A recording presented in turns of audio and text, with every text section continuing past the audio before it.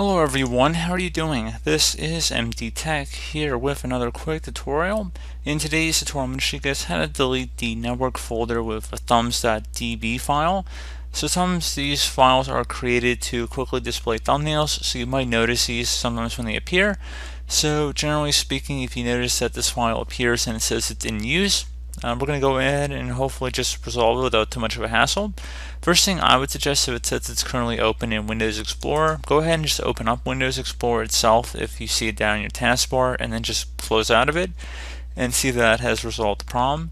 Another thing you can try here would be to go open up the Start menu, type in Control Panel, select that from the corresponding search results, and then you want to set your view by to large icons, and then select File Explorer options.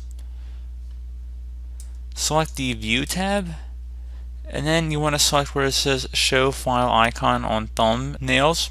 So make sure that is checkmarked in here, right here, and then select OK to save that if you have to make any changes. And then one further thing you can do if you're on Windows 10 Professional would be to go open up the Start menu, type in Local Group. Best match to go back with Edit Group Policy, so go ahead and left click on that.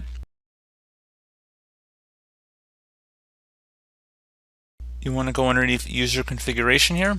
So under User Configuration, you want to expand the Administrative Templates folder, and then do the same for Windows Components, and then just left click on File Explorer one time.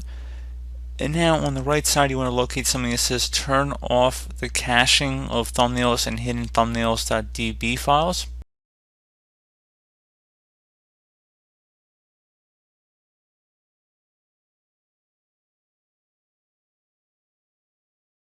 Right here, go ahead and double click on that. Set that to enabled, and then select apply and OK.